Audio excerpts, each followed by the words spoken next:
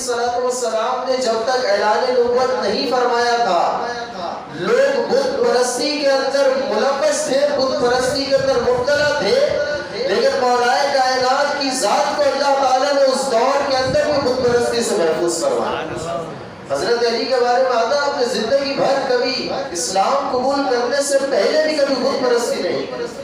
کبھی بتوں کے سامنے سجدہ نہیں کیا، اور اسی کی وجہ ہے کہ جب بھی حضرت علی کا نام آتا ہے تو ایک لقب ہمارے یہاں بڑا مشہور ہے، کرم اللہ تعالی وجہہ الکریم، حضرت علی کے ساتھ استعمال ہوتا ہے کرم اللہ تعالی وجہہ الکریم۔ مطلب کیا ہوتا ہے؟ مطلب یہ ہوتا ہے کہ اللہ تعالیٰ ان کے چہرے کی عزت کے اندر اور اضافہ فرمائے، ان کے چہرے کی عزت میں اور اضافہ فرمائے۔ وجہ کیا ہے کہ ان کا چہرہ وہ چہرہ ہے جو کبھی بھی بتوں کے سامنے نہیں جھکا، یہ مولا کائنات کا چہرہ ہے۔ حضرت علی رضی اللہ تعالیٰ عنہ، حضور نے جب اعلان نبوت فرمایا تو انہوں نے ابتدا کے اندر اسلام قبول کر لیا۔ اب حضرت علی کو سعادت بھی حاصل ہوئی ہے کہ جب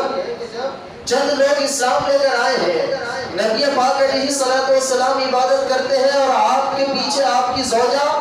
حضرت خدیجہ الکبریٰ نماز پڑھتی ہے، اور اس کے بعد تیسرا شخص نماز پڑھنے والا ہوتا ہے وہ مولا علی رضی اللہ تعالیٰ عنہ کے ساتھ۔ حضرت علی رضی اللہ تعالیٰ عنہ عبادت کرتے ہیں، انہوں نے اسلام قبول کر لیا، لیکن اپنے والد ابو طالب کو اپنے اسلام کے بارے میں نہیں بتایا کہ میں نے اسلام قبول کر لیا ہے۔ چھپ چھپ کر حضور کے پاس آتے ہیں، پورا دن حضور کی بارگاہ کے اندر گزارتے ہیں، نمازیں پڑھتے ہیں اور رات کو چلے جاتے ہیں۔ ایک دفعہ ابو طالب نے حضرت علی رضی اللہ تعالیٰ عنہ کو نماز پڑھتے ہوئے دیکھا تو حضرت علی سے کہا کہ علی یہ کیا معاملہ ہے، تم کون سے کام کرتے ہو؟ میں نے تمہیں ایک کچھ مخصوص طرح کے کام کرتے ہوئے دیکھے ہیں۔ تو حضرت علی نے کھلا بات بیان کر دی کہ بات یہ ہے کہ حضور نبی پاک علیہ الصلوۃ والسلام نے اعلان نبوت فرمایا ہے، آپ نے رسالت کا دعویٰ کیا ہے اور میں ان کے اوپر ایمان لے کر آ گیا ہوں، اور حضور نماز ادا کرتے ہیں تو میں آپ کے ساتھ نماز ادا کرتا ہوں۔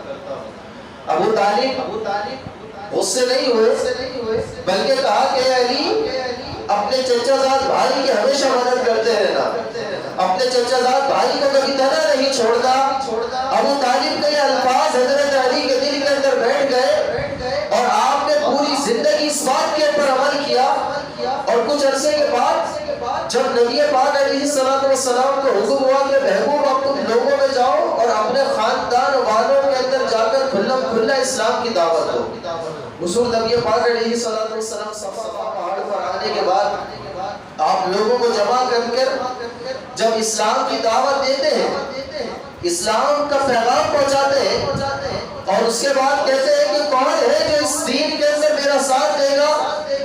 کون ایسا ہے جو اللہ کے دین کے اندر میری مدد کرے گا؟ تو ایک شخص کھڑا ہوتا ہے، وہ کہتا ہے کہ حضور میری ٹانگیں اگرچہ کمزور ہے، میں جسم کے